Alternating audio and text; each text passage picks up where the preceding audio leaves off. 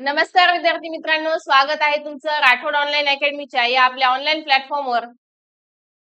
आपल्या सगळ्यांच्या माहितीसाठी आणि आपण काय करत आहोत तर 2024 मध्ये जी काही टीईटीची एक्झाम होणार आहे, टीईटीचा पेपर होणार आहे, त्यासाठी आपण तयारी करत आहोत आणि बालमानसशास्त्र या विषयाचा सखोल अभ्यास आपण या ठिकाणी करत आहोत. बालमानसशास्त्र हा विषय अभ्यासायचा कसा किंवा त्याचा सिलेबस काय आहे आणि पाठीमागे जे काही पेपर झालेले आहेत 2013 पासून टीईटीचे त्या पेपर सोल्युशन त्याचं अनालिसिस आपण करत आहोत. तर आजच्या लेक्चरमध्ये सुद्धा आपल्याला 2021 ला जो काही टीईटी पेपर सेकंड झालेला आहे त्यामध्ये बालमानसशास्त्र या विषयावर कशा पद्धतीचे प्रश्न विचारलेले आहेत याचा आढावा आपल्याला आजच्या लेक्चरमध्ये घ्यायचा आहे. तर तुमच्यासाठी गुरुजी ऑनलाईन बॅच या राठोड ऑनलाईन अकॅडमीच्या ऑनलाईन प्लॅटफॉर्मवर उपलब्ध आहे.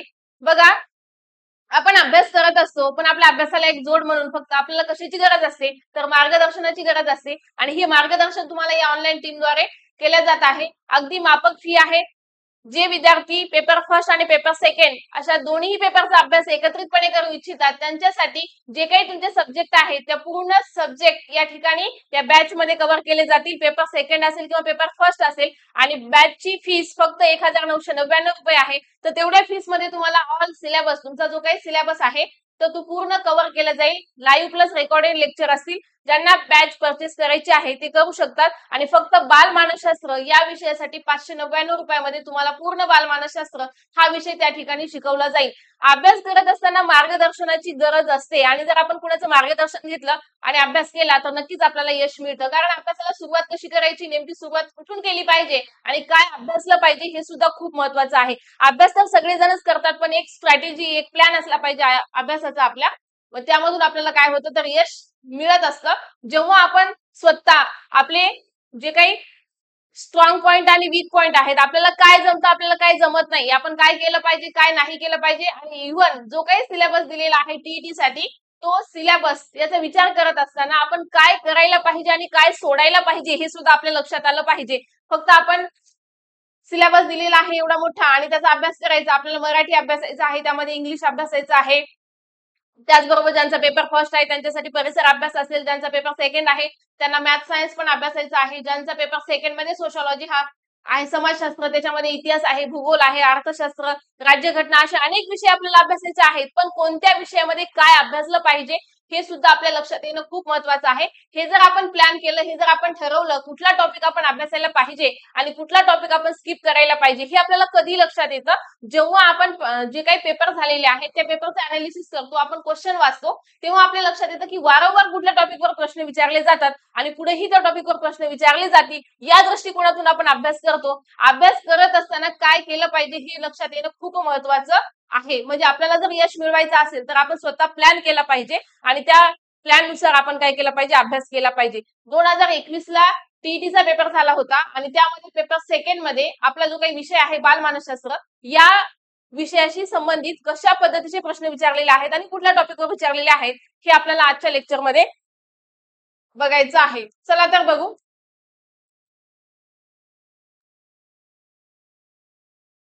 बालमानसशास्त्र 2021 पेपर सोल्युशन.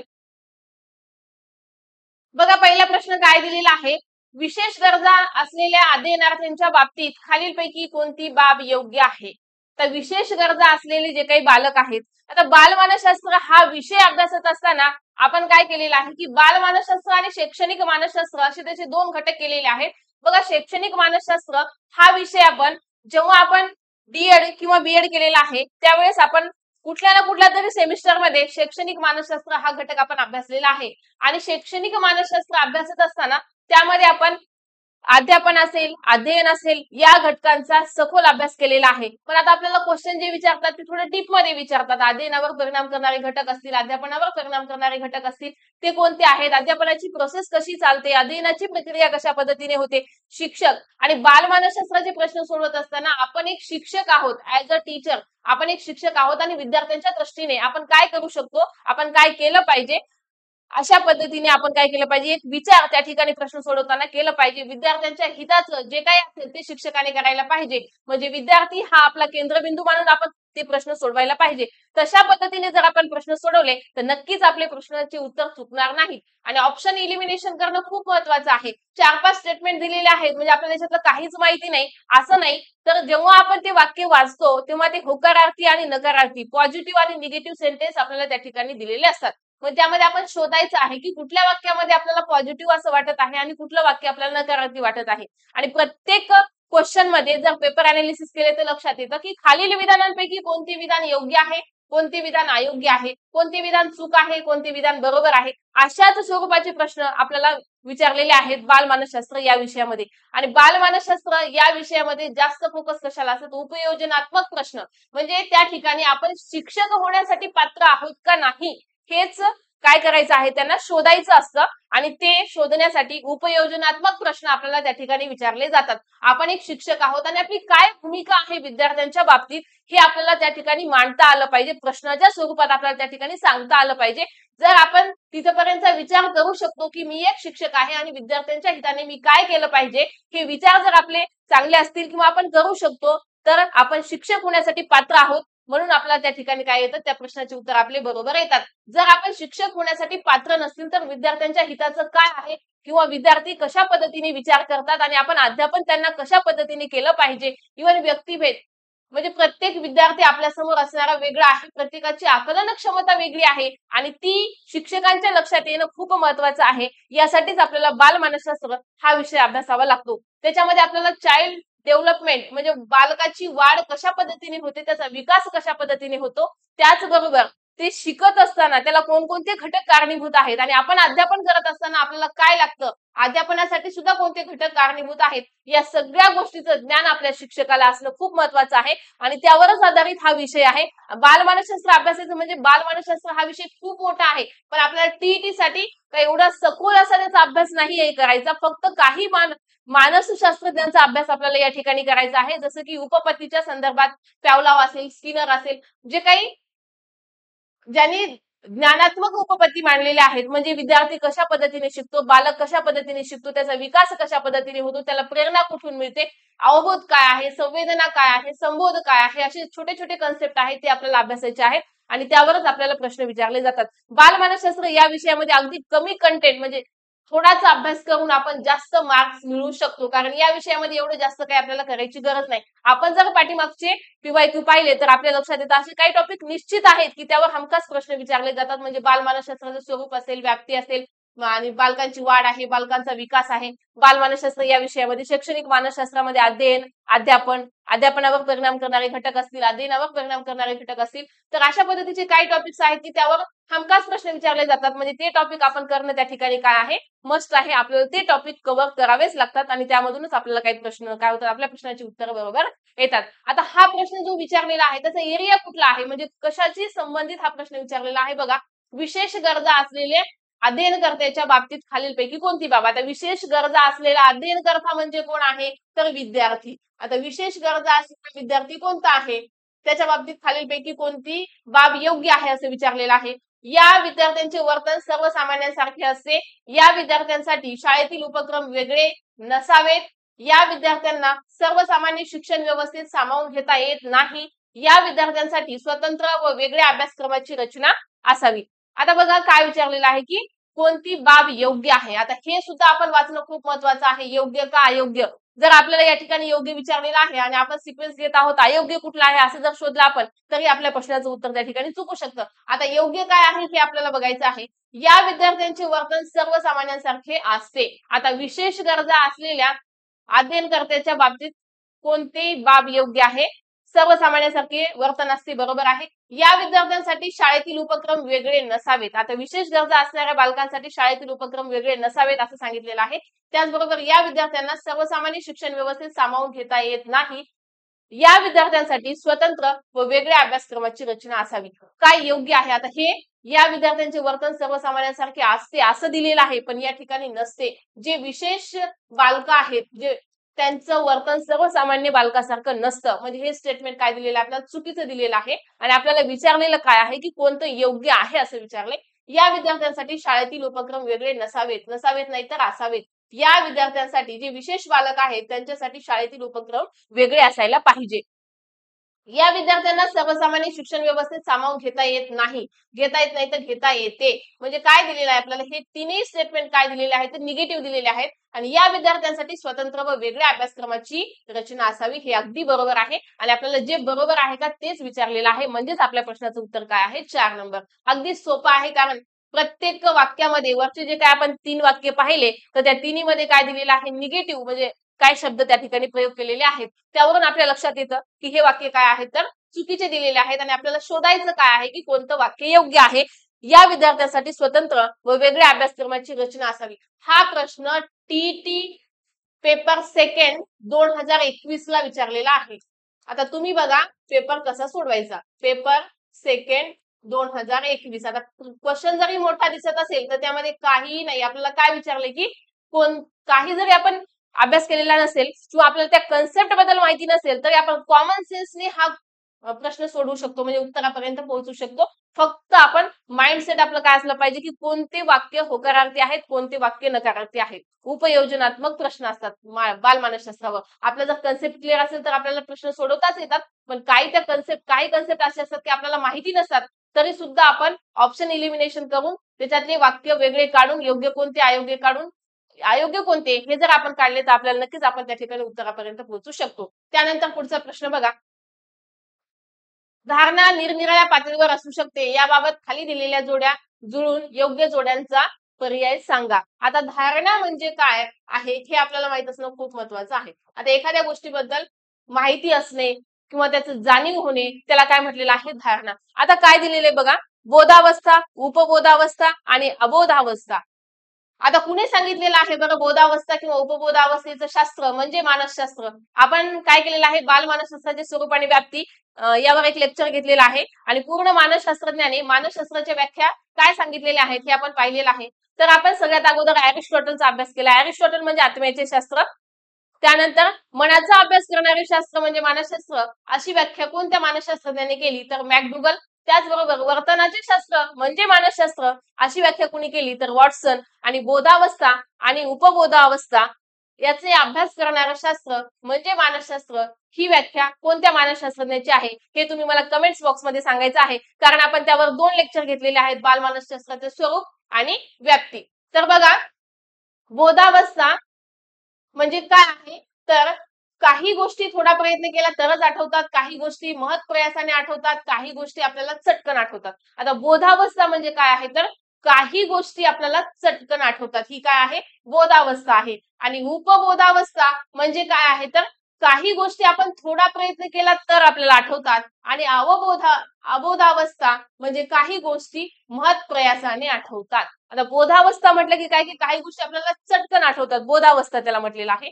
त्याचबरोबर उपबोधावस्था म्हणजे आपण थोडा प्रयत्न केला तरच आपल्याला काही गोष्टी आठवतात. आणि अशाही काही गोष्टी आठवतात की त्यासाठी आपल्याला जास्त प्रयत्न करावा लागतो, ती म्हणजे अबोधावस्था. तर आपल्या प्रश्नाचं उत्तर काय येईल मग, 2 नंबर. हा सुद्धा प्रश्न 2021 ला विचारलेला आहे. तो प्रश्न रिपीट पण होऊ शकतो. बोधावस्था, उपबोधावस्था आणि अबोधावस्था कशाला म्हणायचं लक्षात ठेवा. बोधावस्था म्हणजे आपल्याला चटकन आठवणे एखादी गोष्ट, आणि उपबोधावस्था म्हणजे आपण काही प्रयत्न केल्यानंतर, थोडा वेळ प्रयत्न केला आणि त्यानंतर आपल्याला एखादी गोष्ट आठवणं म्हणजे उपबोधावस्था. आणि अबोधावस्था म्हणजे आपल्याला एखादी गोष्ट आठवण्यासाठी खूप जास्त प्रयत्न करावा लागतो. त्यानंतर नेक्स्ट क्वेश्चन बघा. ज्यावेळी एखाद्या अध्ययन घटकाचे अध्ययन करतानाच पाठ्यवस्तूतील परस्पर संबंध, कार्यकारण संबंध इत्यादी बाबी लक्षात घेऊन अध्ययन केले व कालांतराने त्याचे स्मरण करण्याचा प्रसंग आला तर अशा स्मृतीला काय म्हणतात. आता स्मृती म्हणजे काय, स्मरण म्हणजे काय, विस्मरण म्हणजे काय, हे जर घटक आपल्याला माहिती असतील तर त्यावर आधारलेला हा प्रश्न आहे. एखाद्या अध्ययन घटकाचे अध्ययन करताना पाठ्यवस्तूतील परस्पर संबंध, आता आपण एखाद्या घटकाचं अध्ययन करत आहोत तर पाठ्यवस्तूतील परस्पर संबंध, कार्यकारण संबंध इत्यादी बाबी लक्षात घेऊन अध्ययन केले व कालांतराने त्याचे स्मरण करण्याचा प्रसंग आला. म्हणजे एखादी गोष्ट आपण शिकलेली आहे आणि नंतर आपल्याला तिचं स्मरण करायचं आहे, ती गोष्ट आठवायची आहे. फॉर एक्झाम्पल, आपण एखादा टॉपिक शिकलेला आहे, त्याला काही 7, 8, 10 दिवस झाले आणि त्यानंतर आपल्याला त्या टॉपिकचं स्मरण करायचं आहे की आपल्याला कुठपर्यंत ते टॉपिक आठवतं, आपल्या लक्षामध्ये काही आहे का. तर त्या स्मृतीला कोणती स्मृती असं म्हणतात, कोणती स्मृती म्हणतात असं विचारलेलं आहे बघा. यांत्रिक, तात्कालिक, तार्किक आणि दूर. तर काय असू शकतं आपल्या प्रश्नाचं उत्तर? म्हणजे आपण त्या ठिकाणी काय करत आहोत, तर्क लावत आहोत. एखादा टॉपिक आपण अभ्यासलेला आहे, पण त्या संदर्भात आपल्याला नंतर काही दिवसानंतर काय आठवतं, आपण तर्क लावतो त्या ठिकाणी, की मी हे अभ्यासलेलं आहे, मला त्या ठिकाणी त्याच्याबद्दल काय आठवतं, म्हणजे ती स्मृती कोणती आहे, तर तार्किक स्मृती आहे. त्यानंतर नेक्स्ट क्वेश्चन बघा. स्वयं शिक्षण, स्वातंत्र्य, सहकार्य ही खालीलपैकी कोणत्या आधुनिक शिक्षण पद्धतीची आधारभूत तत्वे आहेत? आता हा प्रश्न या ठिकाणी आपल्याला डीप मध्ये विचारलेला प्रश्न आहे आणि आपला अभ्यास असल्याशिवाय आपण या प्रश्नाचं उत्तर सांगू शकत नाही. म्हणजे डाल्टन पद्धती काय आहे, विनेटिका पद्धती काय आहे, प्रोजेक्ट पद्धती काय आहे आणि गॅरी योजना काय आहे, हे आपल्याला माहिती असणं, आधुनिक शिक्षण पद्धती काय आहे हे आपल्याला माहिती असणं खूप महत्वाचं आहे. आपण आता आपल्या बॅच मध्ये थेरॉटिकली पोर्शन सुरू केलेला आहे. त्यामध्ये आपण शैक्षणिक मानसशास्त्र हा घटक अभ्यासत आहोत. त्यामध्ये अध्ययन, अध्यापन हा घटक आपला अभ्यासून झालेला आहे आणि बाल मानसशास्त्राचे स्वरूप आणि व्याप्ती यावर आपण PYQ चे सेशन आपल्या बॅच मध्ये सुरू आहेत. बॅच मध्ये आपण जेव्हा हा घटक अभ्यासू की आधुनिक शिक्षण पद्धती, त्याच्यामध्ये डाल्टन पद्धती काय आहे, विनेटिका पद्धती, प्रोजेक्ट पद्धती काय आणि गॅरी योजना काय, हे जेव्हा आपण डीप मध्ये स्टडी करू तेव्हा आपल्याला या प्रश्नाचं उत्तर नक्की सांगता येईल. स्वयं शिक्षण, स्वातंत्र्य, सहकार्य ही खालीलपैकी कोणत्या आधुनिक शिक्षण पद्धतीची आधारभूत तत्वे आहेत? तर ती डाल्टन पद्धतीची आधारभूत तत्वे आहेत. स्वयं शिक्षण म्हणजे स्वतः शिकणे, त्यानंतर त्यामध्ये स्वातंत्र्य पण असतं आणि सहकार्य पण इतरांचं घेतो आपण ते शिक्षण शिकत असताना, तर ती पद्धती म्हणजे डाल्टन पद्धती आहे. त्यानंतर नेक्स्ट क्वेश्चन बघा. प्रतिष्ठा प्राप्त झालेल्या, प्रसिद्धी मिळालेल्या किंवा गुणसंपन्न अशा दुसऱ्या व्यक्तीच्या सानिध्यात राहून तिचा आपला घनिष्ठ संबंध आहे किंवा तिच्याशी आपले नाते आहे असे भासून आपली उणीव झाकण्याचा व प्रतिष्ठा वाढवण्याचा जेव्हा प्रयत्न केला जातो, ती कोणत्या प्रकारची संरक्षण यंत्रणा असते?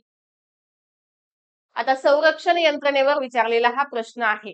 आपण जेव्हा बाल मानसशास्त्राच्या सिलेबसचा विचार करतो तेव्हा मानसशास्त्रामध्ये असे काही घटक आहेत की त्याचा आपल्याला अभ्यास करावा लागतो. संरक्षण म्हणजे काय, संरक्षण यंत्रणा कोणकोणत्या असतात, तर त्यामध्ये आपल्या प्रश्नाचं उत्तर आहे तादात्म्य. तादात्म्य संरक्षण यंत्रणा आपण त्या ठिकाणी वापरतो.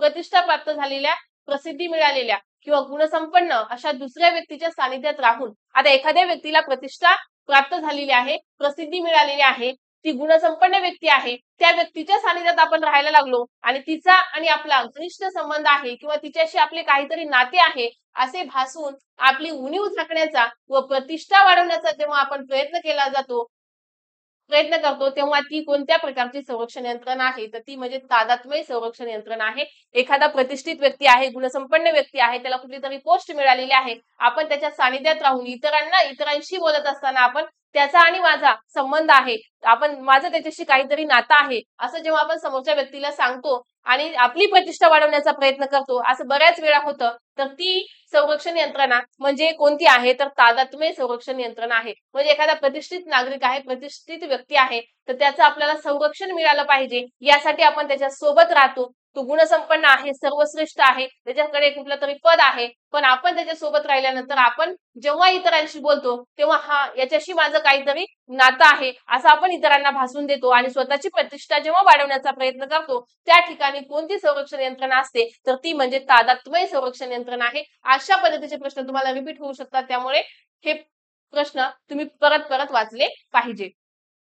बघा, नव्याने येणारे अनुभव हे जुन्या अनुभवात साधर्म्य, सानिध्य इत्यादी नियमानुसार मिसळत जाऊन त्यांच्या साखळ्या तयार होत जातात असे मत मांडून साहचर्यवादावर आधारलेली प्रबोध प्रक्रियेची उपपत्ती खालीलपैकी कोणत्या मानसशास्त्रज्ञाने सादर केली?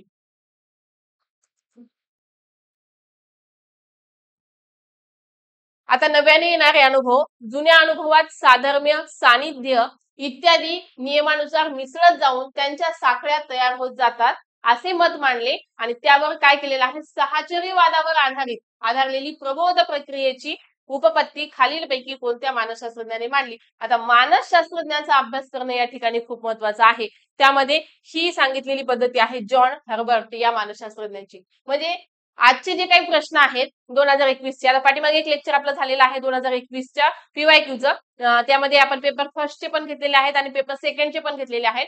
तर आजचे जे काही प्रश्न आहेत ते पूर्ण कशा आहेत, थेरॉटिकली पोर्शनवर विचारलेले आहेत. म्हणजे त्या ठिकाणी आपण स्टेटमेंट जास्त दिलेले नाहीत, व्याख्या असतील किंवा मानसशास्त्रज्ञांच्या संदर्भात विचारलेले प्रश्न आहेत. तर सगळाच पेपर असं नाही की डिफिकल्ट आहे किंवा अशाच पद्धतीचे प्रश्न विचारतात, तर नाही. त्यामध्ये इझी टू मॉडरेट लेवल असतं. काही क्वेश्चन खूप इझी असतात जे सगळ्यांना सोडवता येतात. काही क्वेश्चन मॉडरेट लेवलचे असतात जे की काही मुलांना जमतात आणि काही क्वेश्चन खूप डिफिकल्ट असतात जे की कुणालाही जमत नाहीत किंवा काहीच म्हणजे 10% असेल 20% म्हणा, पण काहीच विद्यार्थ्यांना ते प्रश्न जमतात आणि आपल्याला बालमानसशास्त्रामध्ये 30 पैकी 25 गुण जर मिळवायचे असतील तर आपल्याला मोस्ट इम्पॉर्टंट पीवायक्यू त्याचबरोबर सिलेबस आणि बालमानसशास्त्रज्ञांचा अभ्यास करणं खूप महत्वाचं आहे. काही प्रश्न सगळ्यांना सोडवता येतात. इव्हन आपल्याला 30 पैकी 15 प्रश्न सोपेच असतात. पण आपल्याला जास्त मार्क मिळवण्यासाठी आपण मानसशास्त्रज्ञांचा अभ्यास करणं खूप महत्वाचं आहे.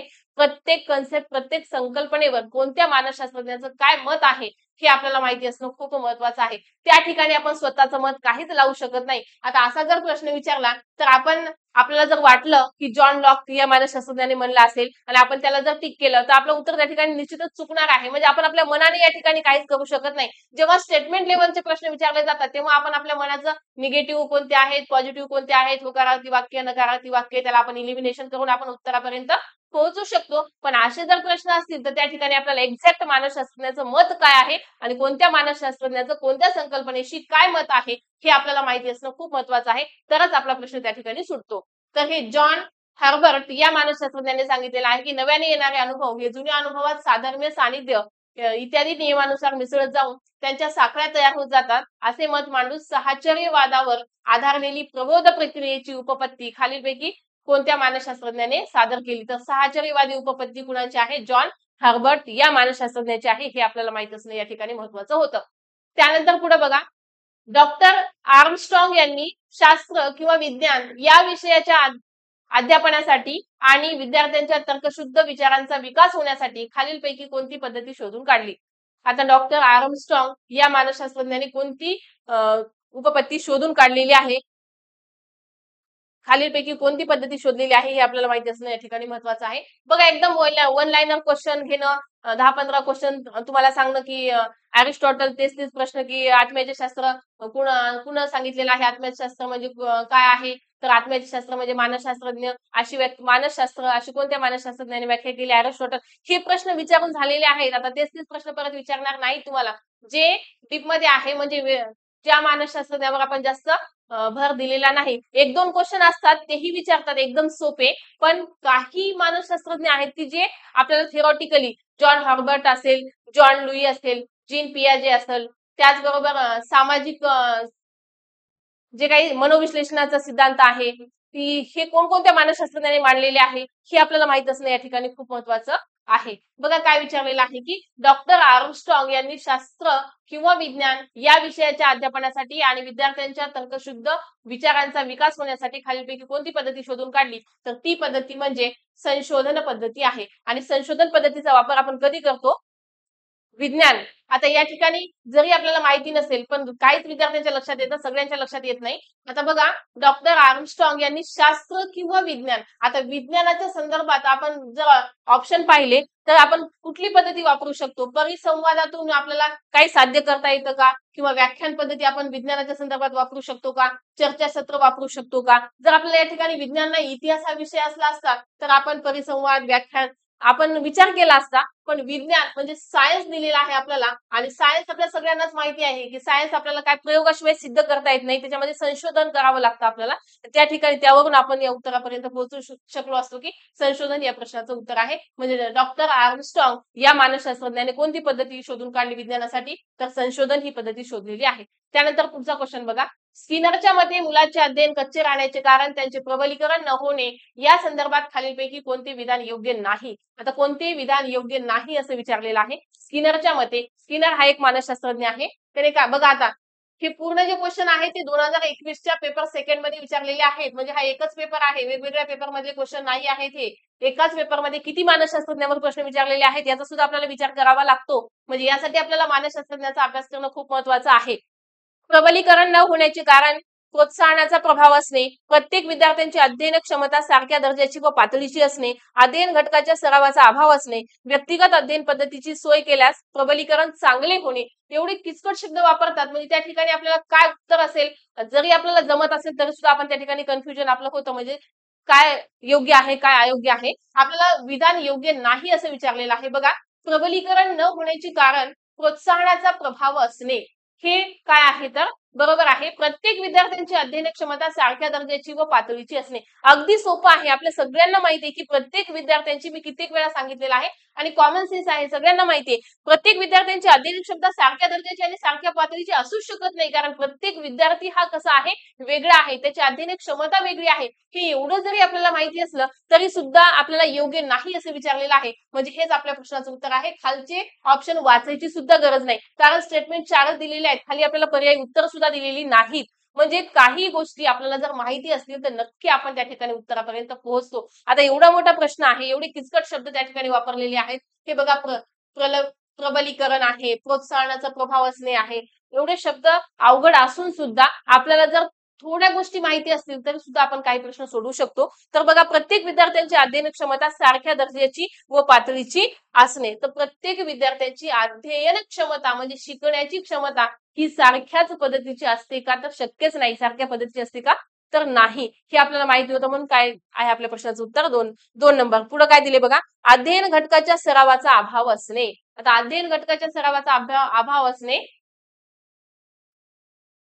अध्ययन कच्चे राहण्याचं काय विचारलेलं आहे, काय आहे स्किनरच्या मते की मुलांचं अध्ययन कच्चे राहण्याचे कारण त्याचे प्रबलीकरण न होणे, त्याचं अध्ययन होत नाही. तर कशामुळे होत नाही असं विचारलेलं आहे. अध्ययन घटकाच्या सरावाचा अभाव असणे, बरोबर आहे. अध्ययन घटकाचा जो काही आपल्याला शिकवायचं आहे किंवा शिकवलेलं आहे त्याचा जर आपण सराव नाही केला विद्यार्थ्याने, तर नक्कीच त्याचं अध्ययन कच्चं राहणार आहे. म्हणजे त्याला समजणार नाहीत काही गोष्टी. व्यक्तिगत अध्ययन पद्धतीची सोय केल्यास प्रबलीकरण चांगले होणे. व्यक्तिगत अध्ययन पद्धतीची सोय केली तर प्रबलीकरण म्हणजे समजणं, विद्यार्थ्यांना जास्त चांगल्या पद्धतीने समजतं व्यक्तिगत अध्ययन पद्धतीचा जर वापर केला तर. पण प्रत्येक विद्यार्थ्यांची अध्ययन क्षमता ही सारख्या पातळीची असणे असं दिलेलं आहे, पण या ठिकाणी सारख्या पातळीची नसते. म्हणून हेच आपल्या प्रश्नाचं उत्तर आहे 2 नंबर.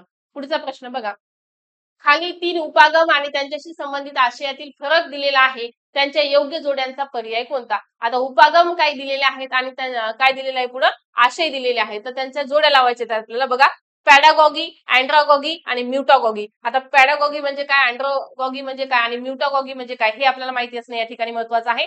आपण डी किंवा बी करत असताना हे घटक त्या ठिकाणी अभ्यासलेले आहेत. बघा, पॅडागॉगी म्हणजे काय, तर त्या ठिकाणी आशय कोण ठरवतं, तर आशय शिक्षक ठरवतात. आणि अँड्रागॉगी म्हणजे असे शिक्षक व विद्यार्थी ठरवितात आणि म्युटागॉगी म्हणजे असे विद्यार्थी ठरवतात. आता हे आपल्याला या ठिकाणी माहिती असणं महत्वाचं होतं. तर बघा, पॅडागॉगी असे शिक्षक ठरवतात, अँड्रागॉगी म्हणजे असे शिक्षक आणि विद्यार्थी दोन्ही मिळून ठरवतात, त्याला अँड्रागॉगी म्हणतात. आणि म्युटागॉगी म्हणजे असे विद्यार्थी ठरवतात. तर आपल्या प्रश्नाचं उत्तर काय असणार आहे, पॅडागॉगी एक एक एचं ब, त्याचबरोबर 2 नंबरचं क दिलेलं आहे, म्हणजे सी. म्हणजे हेच आपल्या प्रश्नाचं उत्तर आहे. पॅडागॉगी मध्ये आता लक्षात ठेवायचं, विसरायचं नाही. 2021 ला विचारलेला 2024 ला जर प्रश्न रिपीट झाला तर आपल्याला या ठिकाणी त्याचं उत्तर काढता आलं पाहिजे. तुम्हाला वन लाईनर पण विचारलं जाऊ शकतं की पॅडागॉगी म्हणजे काय आहे. त्या ठिकाणी पॅडागॉगी म्हणजे काय, तर असे शिक्षक ठरवतात. अँड्रागॉगी म्हणजे असे शिक्षक आणि विद्यार्थी दोन्ही मिळून ठरवतात. आणि म्युटागॉगी म्हणजे असे काय शिकवायचं आहे हे कोण ठरवतं, त्या ठिकाणी तर विद्यार्थी ठरवतात. त्यानंतर पुढचा क्वेश्चन बघा, खाली दिलेल्या विधानांमध्ये वाढी संदर्भात कोणते विधान योग्य आहे? आता वाढ आणि विकास, स्टेजेस ऑफ डेव्हलपमेंट, ग्रोथ काय आहे, तर हे आपण अभ्यासलेलं आहे. युट्यूबला सुद्धा आपलं लेक्चर आहे वाढ आणि विकासावर. ते जर तुम्ही पाहिलं तर नक्कीच तुम्हाला या प्रश्नाचं उत्तर सोडवता येतं. आणि हा टॉपिक मोस्ट इम्पॉर्टंट आहे. कशासाठी, तर आपल्या पेपरसाठी, वाढ आणि विकास. कारण प्रत्येक शिक्षकाला बालकांची वाढ कशा पद्धतीने होते हे माहित असणं खूप महत्वाचं आहे. तर बघा, योग्य काय आहे हे विचारलेलं आहे. तर बघा, वाढ ही अनिश्चित स्वरूपाची असते, वाढ ही आनुवंशिक असते. गर्भधारणेच्या वेळी गुणसूत्राच्या मांडणीप्रमाणेच वाढ होईल असे नाही. गुणसूत्रांच्या मदतीने तयार होणाऱ्या जैविक रचनेवर वाढ नियंत्रित नसते. आता वाढ ही अनिश्चित स्वरूपाची असते, बरोबर आहे का पहिलं वाक्य? वाढ ही अनिश्चित असते का निश्चित असते? वाढ ही अनिश्चित स्वरूपाची असते. रॉंग आहे, कारण वाढ ही अनिश्चित स्वरूपाची असते का, असू शकत नाही. कारण काही कालावधीनंतर वाढ ही काय होत असते, तर थांबते. डेव्हलपमेंट, विकास हा अनिश्चित स्वरूपाचा असू शकतो, पण वाढ असू शकते का, नाही. कारण वाढ ही काही कालावधीनंतर थांबते, पण विकास हा कंटिन्युअस चालू असतो. वाढ आणि विकासामधला डिफरन्स सुद्धा आपल्याला माहिती असणं खूप महत्वाचं आहे. वाढ ही अनुवंशिक असते, हे बरोबर आहे. वाढ ही अनुवंशिक असते. ज्या आई वडिलांची म्हणजे हाईट जास्त असते त्यांची मुलं सुद्धा काय होतात तर त्यांची सुद्धा हाईट जास्त असते. म्हणजे वाढ कशी असते, अनुवंशिक असते. त्याला अनुवंशिक हा घटक कारणीभूत असतो वाढीसाठी. हे वाक्य या ठिकाणी बरोबर आहे आणि आपल्याला काय योग्य आहे हेच विचारलेलं आहे. गर्भधारणेच्या वेळी गुणसूत्रांच्या मांडणीप्रमाणेच वाढ होईल असे नाही, हे चुकीचं आहे. गर्भधारणेच्या वेळी गुणसूत्राच्या मांडणीप्रमाणेच वाढ होते असे नाही दिले, पण गुणसूत्राच्या मांडणीप्रमाणेच वाढ होते. त्यानंतर गुणसूत्रांच्या मदतीने तयार होणाऱ्या जैविक रचनेवर वाढ नियंत्रित नसते, तर गुणसूत्रांच्या मदतीने तयार होणाऱ्या जैविक रचनेवर वाढ ही नियंत्रित असते. पण हे वाक्य त्या ठिकाणी चुकीचं आपल्याला दिलेलं आहे. म्हणजे आपल्या प्रश्नाचं उत्तर आहे वाढ ही अनुवंशिक असते. वाढ ही अनुवंशिक असते. त्यानंतर पुढे बघा, खाली दिलेल्या शेषावस्थेतील कारक कौशल्य विकासाच्या वैशिष्ट्यापैकी कोणते विधान अयोग्य आहे? आता बघा, अयोग्य विचारलेलं आहे. अयोग्य काय आहे? नवजात शिशुला भावविश्व नसते. मुलांच्या वर्तनावर त्याच्या माता पिता यांच्या वर्तन प्रकारांचा प्रभाव असतो. मुलांच्या हालचालींची वाढ पायापासून डोक्याकडे होत जाते. मुलांची स्मरणशक्ती तीव्र असते. आणि अयोग्य काय आहे असं विचारलेलं आहे. नवजात शिशुला भावविश्व नसते, बरोबर आहे. जन्मलेल्याच बालकाला भावविश्व म्हणजे भावना काय आहे ह्या गोष्टी त्याला कळतात का? तर नाही. त्यानंतर मुलांच्या वर्तनावर त्याच्या माता पिता यांच्या वर्तन प्रकारांचा प्रभाव असतो, बरोबर आहे. जसं माता पित्यांचं वर्तन आहे तसं त्या बालकांचं सुद्धा असतं. काही प्रमाणामध्ये 100% आपण सांगू शकत नाही, पण काही प्रमाणामध्ये आई वडिलांच्या वर्तनाचा प्रभाव हा मुलांच्या वर्तनावर असतो, हे बरोबर आहे. मुलांच्या हालचालीची वाढ पायापासून डोक्याकडे होत जाते. विचार करा, हे बरोबर नाहीये. मुलांची स्मरणशक्ती तीव्र असते, बरोबर आहे. लहान मुलांची स्मरणशक्ती तीव्र असते, हे पण बरोबर आहे. पण मुलांच्या हालचालीची वाढ ही जन्मल्यापासून जर आपण एखाद्या बालकाचं निरीक्षण केलं तर त्याची वाढ ही पायापासून डोक्याकडे होत नाही, तर डोक्याकडून पायाकडे होते. कारण जन्मल्यानंतर मूल जसं वाढायला लागतं तसं ते पहिले डोकं म्हणजे त्याचं जे काय आपण मान बसणे असं म्हणतो, म्हणजे पहिले त्याचा तोल कशाचा सांभाळतो ते डोक्याचा, आणि त्यानंतर त्याच्या पूर्ण अवयवांचा काय होत असतो, विकास होत असतो, वाढ होत असते. सगळ्यात अगोदर डोकं आणि नंतर शेवटी पाय. आता अगोदर डोकं म्हणजे मान धरणे, त्यानंतर बसणे, त्यानंतर पाऊल टाकणे, आणि त्यानंतर म्हणजे उभं टाकणे कधी तर मान धरल्यानंतरच लेकरू काय करतं, उभं टाकतं. जर आपण बालक नवजात शिशु यांच्या वाढीचा जर टप्पे किंवा आपण लक्षात घेतलं त्याची वाढ कशा पद्धतीने होते, तर नक्कीच आपल्या लक्षात येईल की डोक्याकडून पायाकडे होते, पायाकडून डोक्याकडे होत नाही. म्हणजे हे काय आहे, चुकीचं आहे. कोणतं अयोग्य आहे हेच विचारलेलं आहे. म्हणजे 3 नंबर हे आपल्या प्रश्नाचं उत्तर आहे. त्यासाठी आपल्याला स्टेजेस ऑफ डेव्हलपमेंट हा टॉपिक अभ्यासणं खूप महत्वाचं आहे. स्टेजेस ऑफ डेव्हलपमेंट, विकासाचे टप्पे काय आहेत? खाली दिलेल्या विधानांमध्ये संवेदना विषयीचे कोणते विधान योग्य नाही? आता संवेदना विषयी काय दिलेलं आहे, कोणतं विधान योग्य नाही असं विचारलेलं आहे, म्हणजे कोणतं चुकीचं आहे? बाह्य उद्दीपकासंबंधी प्राथमिक स्वरूपाची मानसिक प्रक्रिया म्हणजे संवेदना. बाह्य उद्दीपकाविषयीची केवळ जाणीव म्हणजे संवेदना. बाह्य उद्दीपकाविषयीचे ज्ञान होणे म्हणजे संवेदना. बाह्य उद्दीपकाशिवाय संवेदना होणे शक्य नाही. आता आपल्याला काय दिलेलं आहे की संवेदनेची व्याख्या कोणती आहे ही ओळखायची आहे. अगदी मिळते जुळते वाक्य दिलेले आहेत. तर बघा, विचार करू. बाह्य उद्दीपकासंबंधी प्राथमिक स्वरूपाची मानसिक प्रक्रिया म्हणजे संवेदना असू शकतं, बरोबर आहे. कोणतं विधान योग्य नाही असं विचारले. बाह्य उद्दीपका विषयीची केवळ जाणीव म्हणजे संवेदना. बाह्य उद्दीपकाविषयीचे ज्ञान होणे म्हणजे संवेदना, हे पण बरोबर आहे. बाह्य उद्दीपकाशिवाय संवेदना होणे शक्य नाही, हे पण बरोबर आहे. बाह्य उद्दीपकाविषयीची केवळ जाणीव म्हणजे संवेदना, हे चुकीचं आहे. बाह्य उद्दीपकाशिवाय संवेदना होणे शक्य नाही. तर बाह्य उद्दीपकाशिवाय सुद्धा आपल्याला संवेदना होऊ शकतात. कारण काही ठिकाणी फक्त बाह्य उद्दीपकच कारणीभूत असतात असं नाही, तर आंतरिक उद्दीपक सुद्धा असतात. त्यामुळे सुद्धा आपल्याला त्यापासून सुद्धा आपल्याला काय होतात, संवेदना होतात. म्हणजे हे 4 नंबरचं उत्तर आहे आपल्या प्रश्नाचं. काय विचारले, योग्य नाही. आपणास जो अवबोध होतो तो आकृती व पार्श्वभूमी या स्वरूपात होत असतो. या समिष्टवाद्यांच्या म्हणण्याला खालीलपैकी कोणते विधान पुष्टी देत नाही? म्हणजे कोणते विधान बरोबर आहे? आपणास जो अवबोध होतो तो आकृती व पार्श्वभूमी, आकृती व पार्श्वभूमी या स्वरूपात होत असतो. या समिष्टवाद्यांच्या म्हणण्याला खालीलपैकी कोणते विधान पुष्टी देत नाही? आपल्याला अवबोध होतो तो कशाच्या सहाय्याने होतो, तर आकृती.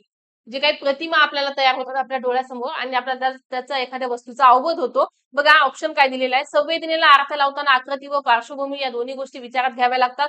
कोणत्याही वस्तूबद्दल मत व्यक्त करताना केवळ त्या वस्तूची पार्श्वभूमी लक्षात घेणे गरजेचे नसते. आकृती व पार्श्वभूमी यात बदल होऊ शकतो. हा बदल अनुभव घेणाऱ्या व्यक्तीवर वस्तूंच्या स्वरूपावर अवलंबून असतो. कोणते विधान पुष्टी देत नाही म्हणजे कोणते बरोबर नाही असं विचारलेलं आहे. संवेदनेला अर्थ लावताना आकृती व पार्श्वभूमी या दोन्ही गोष्टी विचारात घ्याव्या लागतात, बरोबर आहे. कोणत्याही वस्तूबद्दल मत व्यक्त करताना केवळ त्या वस्तूची पार्श्वभूमी लक्षात घेणे गरजेचे नसते. आकृती व पार्श्वभूमी यात बदल होऊ शकतो, हे पण बरोबर आहे. हा बदल अनुभव घेणाऱ्या व्यक्तीवर वस्तूच्या स्वरूपावर अवलंबून असतो, हे सुद्धा बरोबर आहे. पण कोणत्याही वस्तूबद्दल जर आपण मत व्यक्त करत असतील तर केवळ त्या वस्तूची पार्श्वभूमी लक्षात घेणे गरजेचे नसते. तर सगळ्याच गोष्टीचा विचार करावा लागतो. म्हणजे एखाद्या गोष्टीबद्दल जर आपण निर्णय घेत असतील तर त्याची पार्श्वभूमी काय आहे हे एवढंच पाहणं महत्वाचं नाही, तर अजून काही घटक असतात ते पाहणं सुद्धा खूप महत्वाचं आहे. म्हणजे हेच आपल्या प्रश्नाचं उत्तर आहे. 2 नंबर हे या ठिकाणी काय दिलेलं आहे, चुकीचं दिलेलं आहे. आणि कोणतं विधान पुष्टी देत नाही अवबोधाच्या संदर्भात हे आपल्याला विचारलेलं आहे. बघा अशा पद्धतीने 2021 मध्ये टीईटीच्या पेपरमध्ये कशा पद्धतीचे प्रश्न बालमानसशास्त्र या विषयावर विचारलेले आहेत याचा अभ्यास आपण केलेला आहे.